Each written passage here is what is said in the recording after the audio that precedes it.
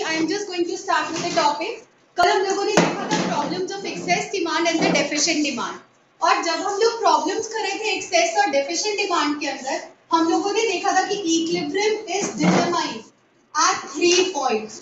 Equilibrium कितने points पे determine होता है बच्चे? एक फुल एम्प्लॉयमेंट इक्विलिब्रियम, दूसरा कौन सा होता है? It is under full employment equilibrium,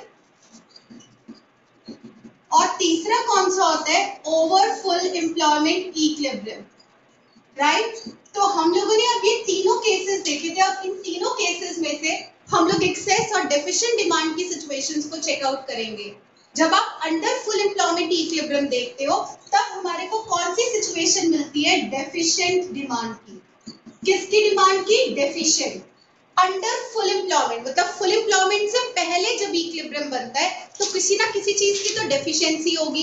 तो डेफिशिएंसी किस चीज की है? To reach the full employment level, right? तो इसी कारण से हम इसको क्या नाम देते हैं? Deficient demand. अब आगे over full employment. What is over full employment? Full employment के ऊपर, दिस मीन्स कितने से डिमांड ज्यादा है, over and above the full employment is known as what? Over full employment, और इसको हम लोग नाम देते हैं एक्सेस डिमांड। किस चीज का नाम देते हो? Excess demand. Is that clear? एक चीज का ध्यान रखना, जब डेफिशिएंट डिमांड होती है, I am just telling you a brief here, deficient demand associated with सब कुछ डीडी आएगा, डिफ्लेशन,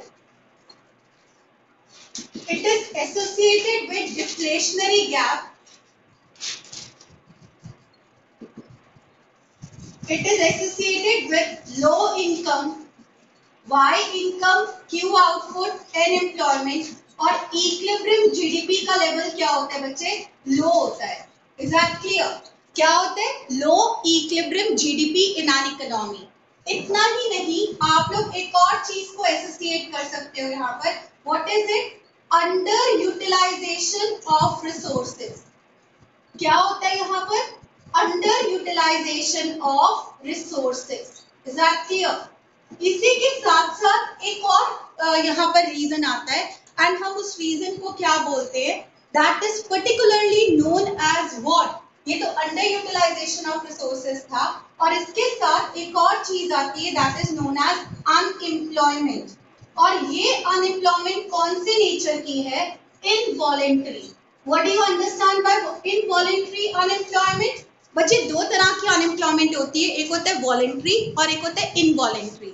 वॉलेंट्री का मतलब होता है जहां पे लोग खुद से काम नहीं करना चाह रहे, उन लोगों को चाहे काम मिल रहा हो लेकिन वो खुद से काम नहीं करना चाह रहे हैं, तो that type of an unemployment is known as voluntary unemployment. लेकिन जो दूसरी तरह की अनएम्प्लॉयमेंट होती है वो होती है इनवॉलेंट्री अनएम्प्लॉयमेंट। ये लोग काम करना चाहते हैं बट यहाँ पर काम ही नहीं है, इन लोगों को काम ही नहीं मिल रहा। Work is not being generated in an economy.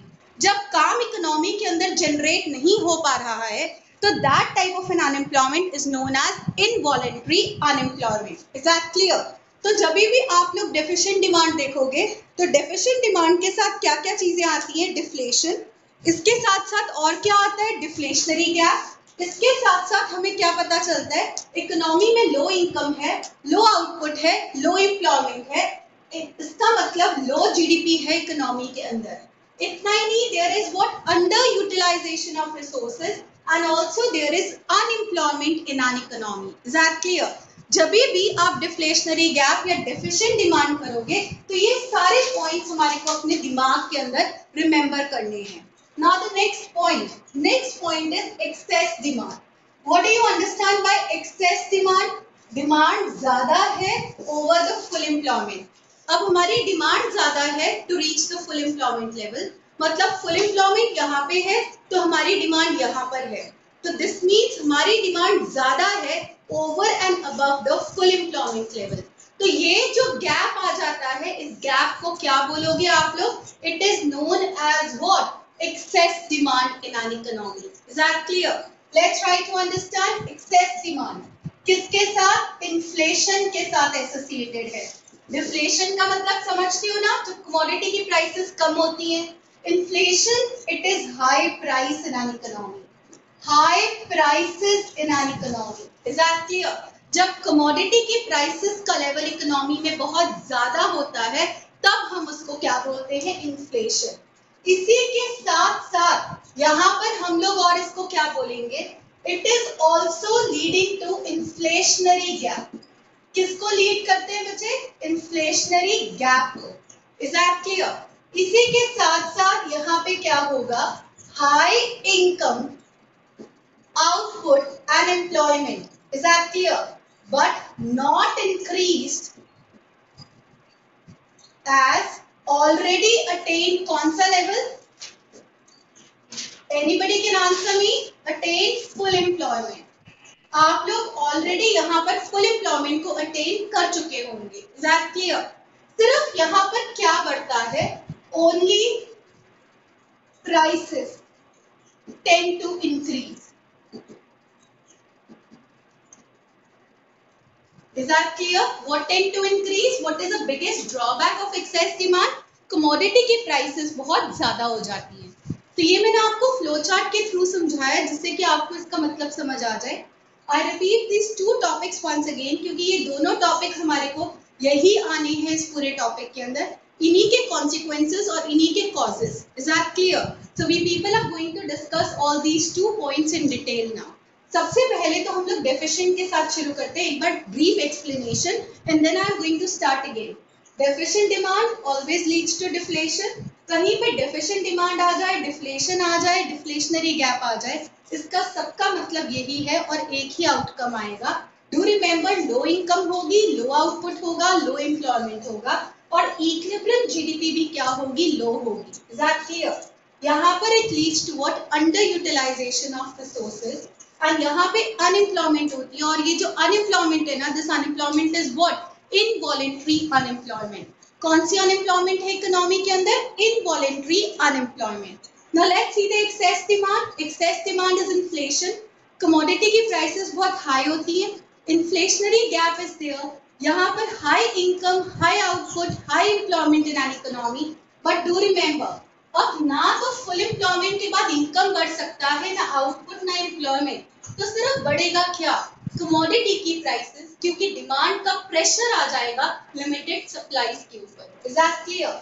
Now what is inflationary gap, what is deflationary gap? We would be doing all this topics in detail.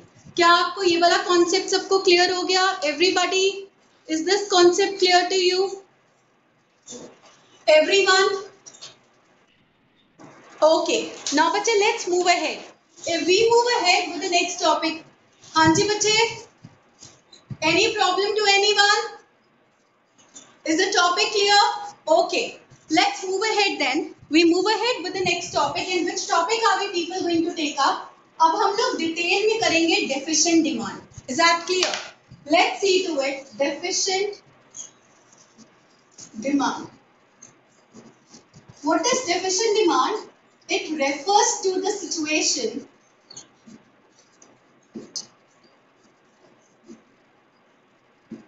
when aggregate demand is short of aggregate supply to reach full employment level. Very important. मतलब what is deficient demand? Deficient demand एक ऐसी situation होती है जहाँ पे aggregate demand is short of the full employment level. Aggregate supply से कम है to reach the full employment level. Is that clear? यहाँ पर हमारे को दो चीजें पता लग गई। एक, aggregate demand cuts aggregate supply not at full employment but below the full employment level.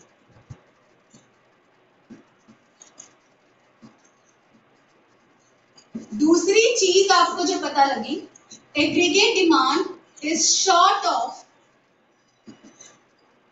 Full employment level. Let me repeat it once again.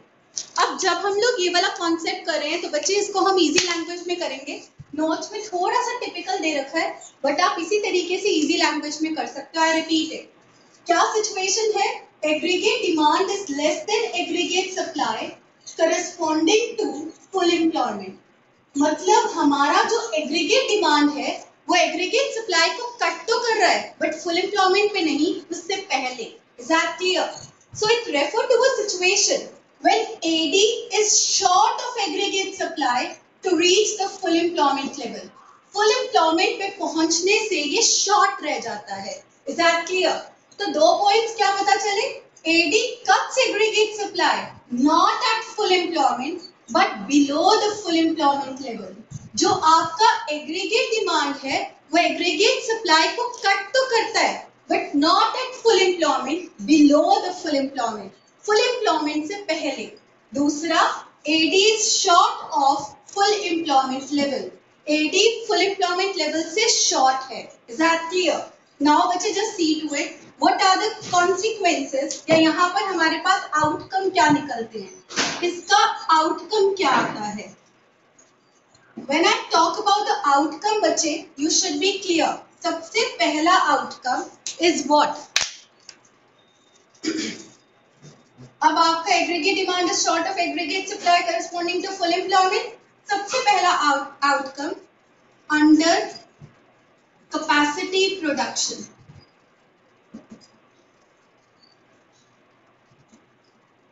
takes place. मतलब अगर आपकी क्षमता 200 यूनिट प्रोड्यूस करने की है, अब आप कितने यूनिट प्रोड्यूस कर रहे हो, सिर्फ 150 यूनिट। Is that clear? तो आपकी यहाँ पर क्या है, अंडर कैपेसिटी प्रोडक्शन है इकोनॉमी के अंदर। कौन सी प्रोडक्शन है? Under capacity production. Is that clear? इसका मतलब आप ऐसे भी लिख सकते हो, actual output is less than potential output. आपकी जो क्षमता है वो बहुत ज्यादा है, लेकिन जो एक्चुअल में आप आउटपुट प्रोड्यूस कर रहे हो वो आउटपुट का लेवल क्या है, कम प्रोड्यूस हो रहा है। Is that clear? सो बच्चे you should also be remembering one particular point. Second point states that there is unemployment of resources. अगर अंडर कैपेसिटी प्रोडक्शन होगी, आप क्षमता से कम प्रोड्यूस करोगे तो कम आउटपुट को प्रोड्यूस करने के लिए कम लेबर की जरूरत पड़ेगी। इतना ही नहीं, हमारी बाकी रिसोर्सेज भी तो अनएम्प्लॉयड रह जाएंगी ना। So unemployment of labor लिख लेते हैं, और ये जो लेबर की अनएम्प्लॉयमेंट है ये कौन सी है, involuntary in nature. What in nature बच्चे? Involuntary unemployment. तीसरा पॉइंट एक और है, अंडर यूटिलाइजेशन ऑफ रिसोर्सेज। क्या पॉइंट है बच्चे? अंडर यूटिलाइजेशन किस चीज का हो रहा है यहाँ पर? Underutilization of resources. Is that clear?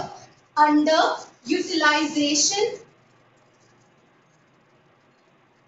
of resources. हमारी सारी की सारी रिसोर्सेज फुली और ऑप्टिमली प्रोड्यूस नहीं है। Is that clear? एक और आउटकम है जो कि फोर्थ आउटकम है जो मैं यहाँ पर लिख रही हूँ, and that is particularly what? Let's try to understand. कौन सा इक्विलिब्रियम डिटरमाइन होता है, जो कि हमारा फोर्थ पॉइंट है। Here under full employment equilibrium is determined. कौन सा इक्विलिब्रियम डिटरमाइंड है बच्चे? Under full employment equilibrium is determined in our economy. Now I repeat this whole section once again. Deficient, deficient का मतलब क्या होता है? कमी। और डिमांड आ गया तो हमारी डिमांड के अंदर कमी, लेकिन कंपेयर किससे करना है? फुल एम्प्लॉयमेंट लेवल से। मतलब हमारी डिमांड में कितनी कमी है to reach the full employment level. Is that clear? It refer to the situation जब AD is short of AS to reach which level? Full employment. Remember, comparison हमने अपनी डिमांड को फुल एम्प्लॉयमेंट लेवल की demand से ही करना है। तो एडी यहाँ पर कट करता है एग्रीगेट सप्लाई को, not at full employment level but below the full employment. Full employment से पहले। AD is short of full employment level. Aggregate demand is short of full employment level aggregate demand. Is that clear? Full employment की demand अलग होगी और ये वाली demand अलग है जो अंडर एम्प्लॉयमेंट की डिमांड है। तो एग्रीगेट डिमांड जो हमारे एक्चुअल है वो शॉर्ट है फुल एम्प्लॉयमेंट लेवल डिमांड से। Is that clear? यहाँ पे फुल एम्प्लॉयमेंट लेवल डिमांड लिख लेती हूँ। क्लियर? आउटकम्स क्या आ गए हमारे? What are the outcomes? Let's try to understand. Outcome आ गया अंडर कैपेसिटी प्रोडक्शन। कौन सी कैपेसिटी प्रोडक्शन है? Under capacity. मतलब जितना हमें प्रोड्यूस करना चाहिए हम उतना प्रोड्यूस नहीं कर रही है। Is that clear? Actual output कम है और पोटेंशियल आउटपुट आपका ज्यादा है। पोटेंशियल पता है कहाँ से पता चलता है? Potential is generated at full employment level. Is that clear? Potential output किस लेवल पे जनरेट होता है? फुल एम्प्लॉयमेंट के ऊपर जनरेट होता है। अब आपका इक्विलिब्रियम तो बना लेकिन फुल एम्प्लॉयमेंट से पहले, तो इसी कारण से यहाँ पर क्या है? Unemployment of labour. Unemployment of जो लेबर है वो भी कौन सी अनएम्प्लॉयमेंट है? लेबर तो काम करना चाह रही है लेकिन उनको काम मिल ही नहीं रहा, तो this means involuntary unemployment in an economy. Third point क्या आएगा? Under utilization of resources. हमारी जितनी भी रिसोर्सेज है वो क्या है? अंडर यूटिलाइज्ड है। Is that clear? मतलब कहीं ना कहीं पे हमारी रिसोर्सेज प्रॉपर्ली यूटिलाइज नहीं हो रही, जिसके कारण से एक्चुअल आउटपुट कम है। किससे? पोटेंशियल से। लास्ट पॉइंट क्या है? As a result which type of equilibrium is determined? Under full employment equilibrium is determined in an economy.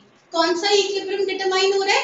Under full employment equilibrium is determined in an economy. Is that clear to all of you? Now let's try to understand. इसी कारण से यहाँ पर अगर हम fifth point देखते हैं तो यहाँ पर क्या होगा? Low income output employment is generated in our economy. हमारी इकोनॉमी के अंदर क्या हो रहा है? Low income, low output, low employment generate हो रहा है, which finally leads to which situation? Deflation in an economy.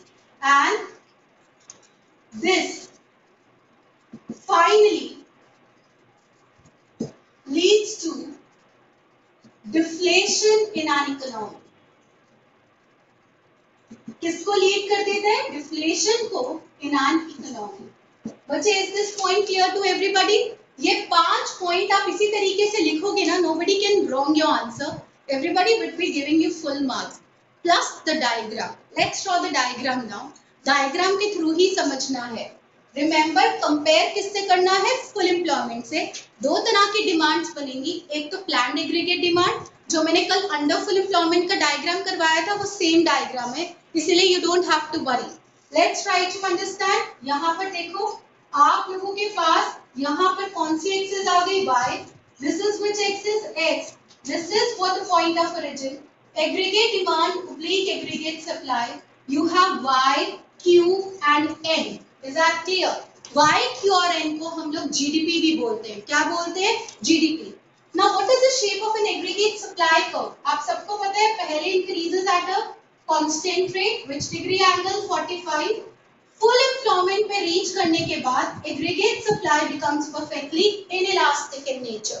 Is that clear?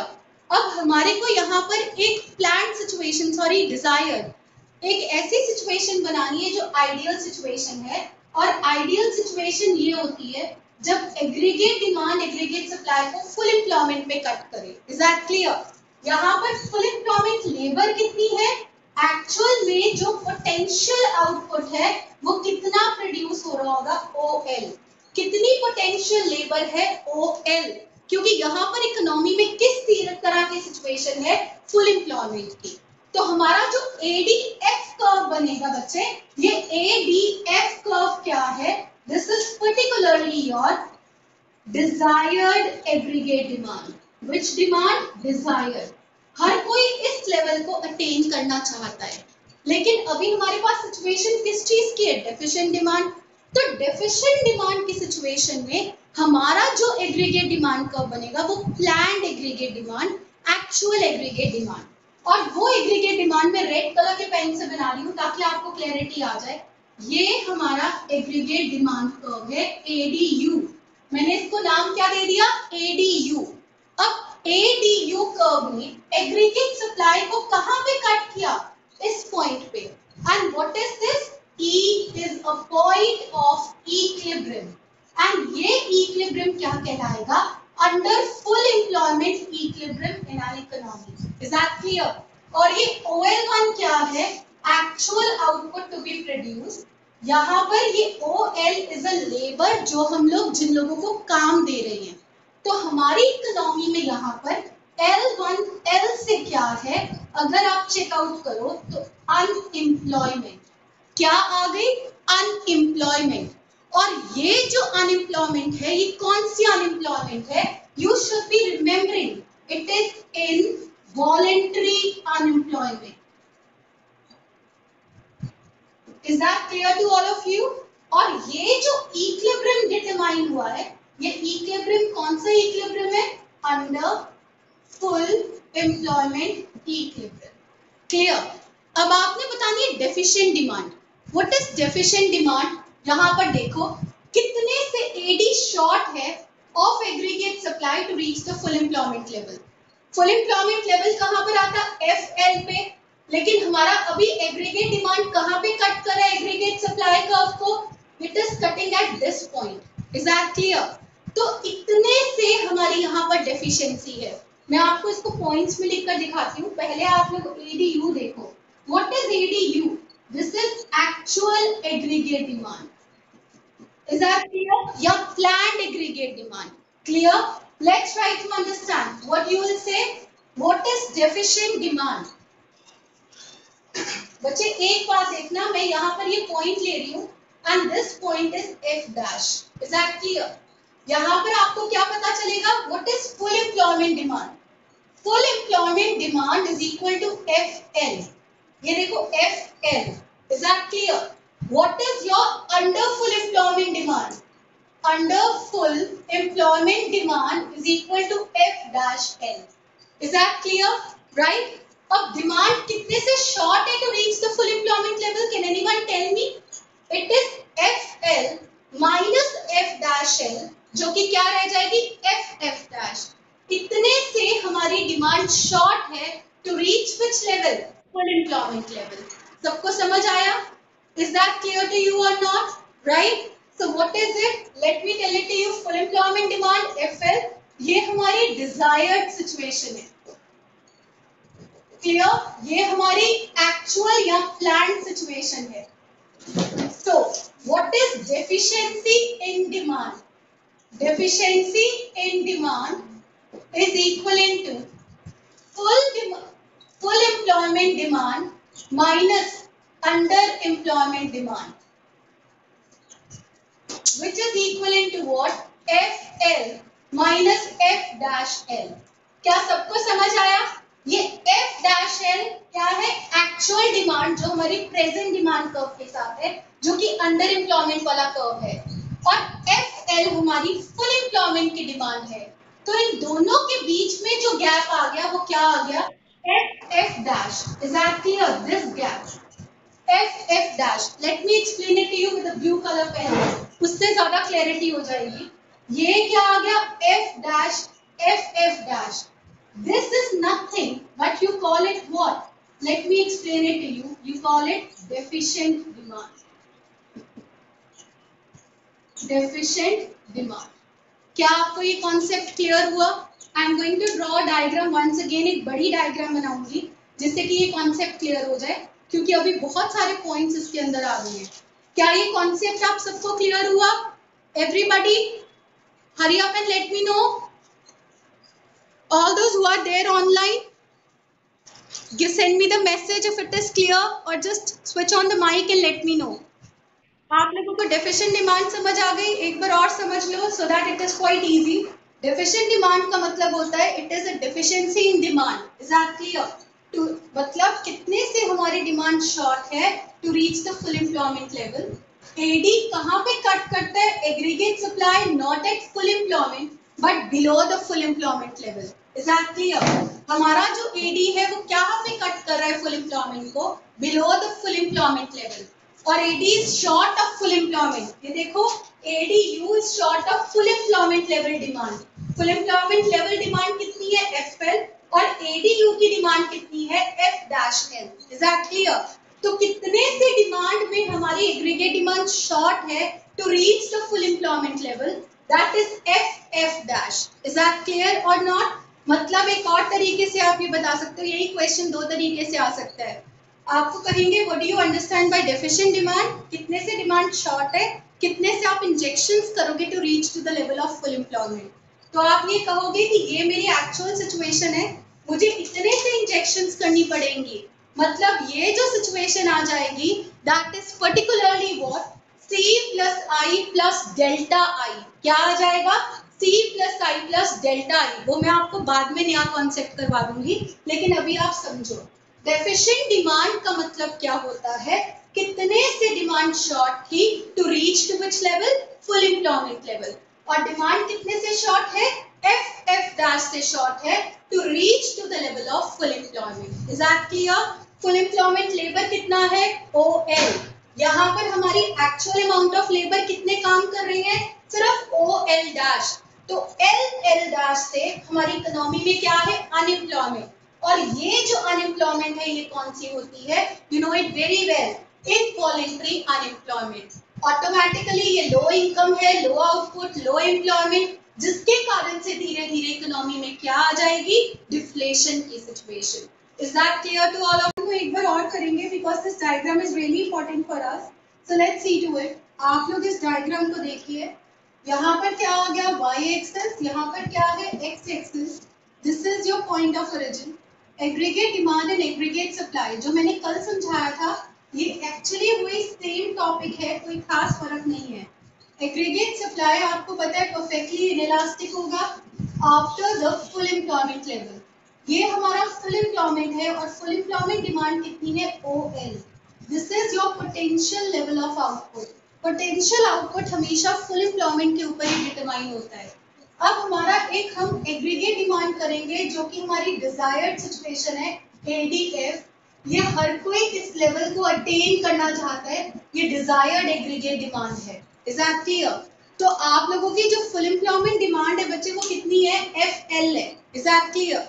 अब जरा यहाँ पर ध्यान से देखो, अगर आपकी फुल एम्प्लॉयमेंट डिमांड FL है तो यहाँ पर what is more important, it is more important that अब हमारी एक्चुअल डिमांड कितनी है या हमारी अंडर फुल एम्प्लॉयमेंट डिमांड कितनी है। अंडर फुल एम्प्लॉयमेंट डिमांड मैंने रेड कलर के पेन से बनाई है ताकि this point is clear. This is ADU। ADU को मैं क्या करूंगी, एक्चुअल ओब्लिक कर planned aggregate demand. Is that clear? Actual या प्लान्ड एग्रीगेट डिमांड। अब ये हमारा डिमांड कर्व, यहाँ पर E is a point of equilibrium. कितने लेबरर्स को काम मिल रहा है, OL1। ये हमारा एक्चुअल अमाउंट ऑफ लेबर है जिसको हम काम दे रहे हैं। पोटेंशियल कितना है हमारा, PQ। एक्चुअल कितना है, AQ। तो यहाँ पर ये क्या है, इकोनॉमी के अंदर अनएम्प्लॉयमेंट ऑफ रिसोर्सेज। और ये अनएम्प्लॉयमेंट कौन सी है, involuntary unemployment. Is that clear? सिर्फ एक पॉइंट डिफिकल्ट है यहाँ पर, एक तो ये जो अनएम्प्लॉयमेंट है ये इनवॉलेंट्री अनएम्प्लॉयमेंट है, ये डिफिकल्ट है, आप लोगों को पता होना चाहिए।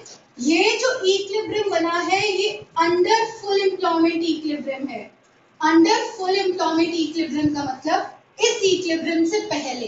अब तीसरी चीज जो आपको बतानी है, अभी भी Bhavya board is not clear, okay चलो आज का दिन बियर करो थोड़ा सा। व्हाट इज इट, हमारे पास क्या चीज आ गई, this is particularly I send the recording.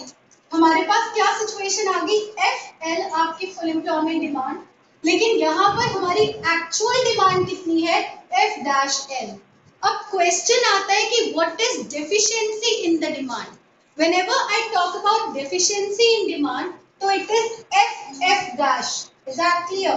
ये जो FF- है this is nothing but it is deficient demand। क्या आ गया ये, deficient demand।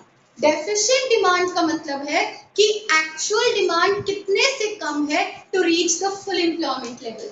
full employment demand कितनी थी, FL थी। actual demand या planned demand कितनी है, F-L है। तो कितने से डिमांड में डेफिशिएंसी है to reach the full employment, F-। Is that clear? And this is known as deficient demand in an economy. Is this point clear to each and everyone?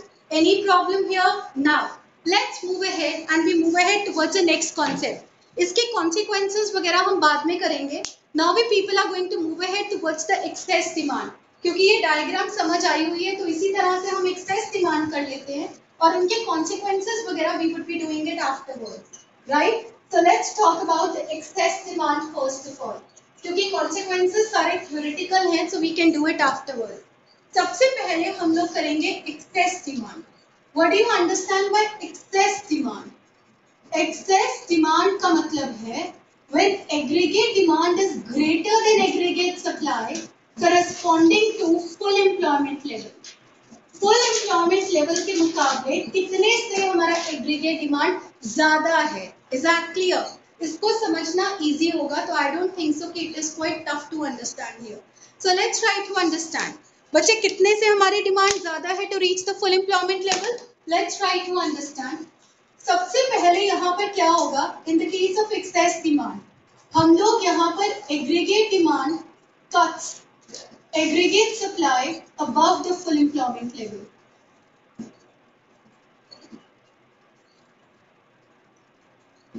Is that clear? Aggregate demand aggregate supply को cut तो करता है, लेकिन कहाँ पर cut करता है? Above the full employment level पे कट करता है। Is that clear? You should be remembering one particular point यहाँ पर। Second point, AD exceeds the full employment demand. यहां पर AD अकेला मत लिखो, यहां पे लिखो planned AD, planned AD या actual AD। जो actual AD है exceeds full employment demand। और full employment demand हमारी कौन सी है? desired aggregate demand। और डिजायर्ड एग्रीगेट डिमांड आपको पता है हमेशा कहाँ पे कट करती है? फुल एम्प्लॉयमेंट के ऊपर। Is that clear? तो बच्चे what is basically the outcome of this? जो यहाँ पर दो आउटकम आते हैं, सबसे फर्स्ट आउटकम क्या होता है? ठीक है, एज ऑलरेडी अटेन्ड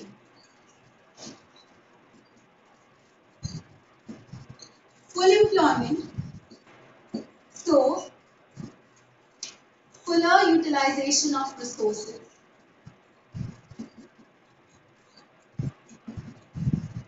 आर का मतलब रिसोर्सेज। हमारे रिसोर्सेज क्या हैं? फुली एंड ऑप्टिमली यूटिलाइज्ड हैं। Is that clear? Second point क्या निकल कर आता है यहाँ पर? That is what? As full employment is attend, therefore no more increase in Y, Q और N। ना तो इनकम बढ़ेगा, ना आउटपुट बढ़ेगा, ना एम्प्लॉयमेंट बढ़ेगा, क्योंकि हम ऑलरेडी किसको अटेन कर चुके हैं? फुल एम्प्लॉयमेंट को अटेन कर चुके हैं। Is that clear? जो थर्ड पॉइंट निकल कर आता है, that is particularly due to the burden of aggregate demand on limited supply। एक second, no more increase in Y, Q and N, therefore aggregate supply becomes perfectly, क्या बन जाती है बच्चे? Perfectly inelastic। Is that clear? So due to the burden of AD on aggregate supply, now सिर्फ क्या increase करती है? Prices increases। What increases? Commodity की प्राइसेस बढ़ने लग जाती हैं। Is that clear? जैसे ही कमोडिटी की प्राइसेस बढ़ती हैं, this means what? Finally leading to what? Inflation in our economy. This leads to inflation in our economy. You know what is inflation in our economy? जब बहुत ज्यादा commodity की prices बढ़ जाती हैं। अब देखो सब्जियों के दाम कितने इंक्रीज हो गए, isn't it? So in the same manner when you talk about कि हाँ गोल्ड के प्राइसेस बढ़ गए, सब्जियों के प्राइसेस बढ़ गए हैं, व्हीट का प्राइस बढ़ गया, तो जब हर किसी के प्राइस बढ़ रहे हैं तो this is leading to what? Inflation. एक चीज के कारण से दूसरे के रेट्स बढ़ने लग जाएंगे। Clear? So this is what inflation in our economy। Clear? Last point, this is a case of over full employment equilibrium।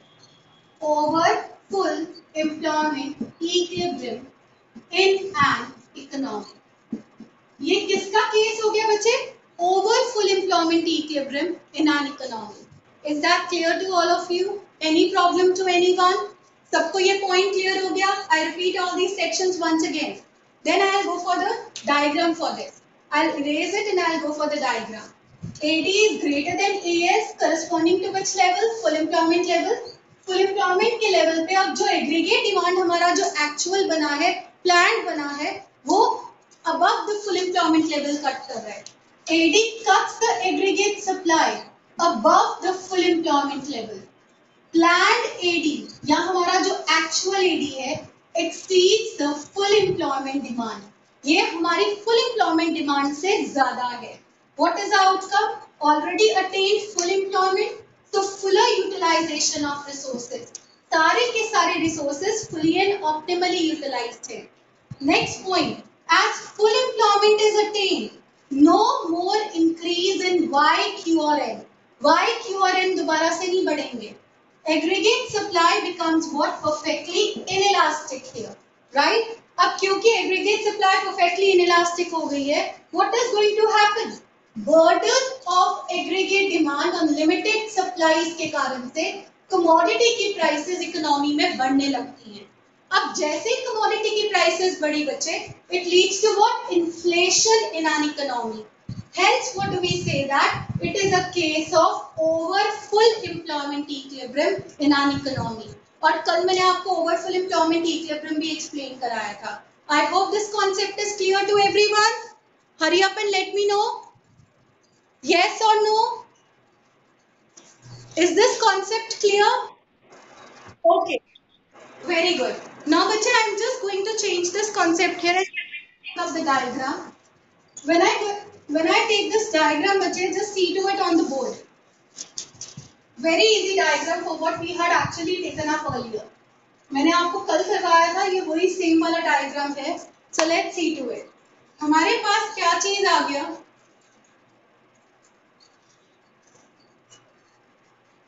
This is your y-axis, this is your x-axis, this is your point of origin. Aggregate demand and aggregate supply. यहाँ पर आपके पास y, q और n आ गया. Is that clear? What is the shape of an aggregate supply curve? Aggregate supply पहले तो increase करता है constant rate से 45. Full employment पे आने के बाद aggregate supply becomes perfectly inelastic. कितनी full employment demand है बच्चे? ON. ये आपका potential output है. Remember fuller utilization of resources, which is your desired situation. जब aggregate demand, aggregate supply को full employment पे cut करता है, ADF, ये हमारी एक desired aggregate demand है. हर कोई इस situation को attain करना चाहता है. Let's see to it. लेकिन अभी हमारा aggregate demand कहाँ पे cut कर रहा है? Aggregate supply को above the full employment level. तो अब हमारा जो एक्चुअल या प्लान्ड एग्रीगेट डिमांड बना है वो ऐसे है. एक मिनट, let me make it properly. Yes, this is ADO. ADO का मतलब aggregate demand corresponding to over full employment. ये हमारा एक्चुअल ऑब्लिक कर planned aggregate demand. Is that clear? Right. Where is the equilibrium determined here? यहाँ पर हमारा नया point of equilibrium है E. What do you call? This is a point of over full employment equilibrium. Clear? अगर हम यहाँ पे बात करेंगे तो हमारी full employment demand कितनी है? FL. ये हमारी desired situation है. लेकिन हमारी over full employment demand कितनी है? It is F-L. E point कोई मैं यहाँ पर F डैश भी लिख रही हूँ. Is that clear? F-L. ये हमारी एक्चुअल सिचुएशन है. कितने से एक्सेस इन डिमांड है हमारी? Excess aggregate demand, excess demand over full employment. Can anyone tell me? This is particularly over full employment demand minus aggregate demand at full employment, which is equivalent to what? F dash L minus FL, which is equal to F dash F. F dash F is nothing but it is a situation of what? Excess demand in an economy. ये क्या आ गया economy में? Excess demand. अब diagram के through समझो. Full employment demand कितनी थी? जहां पर एग्रीगेट डिमांड फुल एम्प्लॉयमेंट वाला कर्व कट कर गया था FL, राइट? लेकिन एक्चुअल में हमारा एग्रीगेट डिमांड यहाँ पर नहीं कट कर रहा, यहाँ पे कट कर रहा है. तो what is your over full employment demand? F-L. कितने से डिमांड ज्यादा है over and above the full employment? F-L minus FL, which is equal to F-F. And this F-F is nothing but excess demand in an economy. Is that clear? What is this in an economy? Excess demand in an economy. क्या ये concept सबको clear हो गया? Is everybody clear regarding the excess demand also? अब हमारे सिर्फ consequences रह गए हैं और even हमारे क्या रह गए हैं? एक causes रह गए हैं. So you would be, I'll be sending you the notes today. Plus you people should be also having your books along with it so that we could complete this topic tomorrow. Everybody, is all these points clear to everyone? Yes, who are there online? Please hurry up. Okay. What about you, Bhavya, Tanisha? Very good. 1 minute, bache. Let me take the click here. I'll be sending you all the clicks.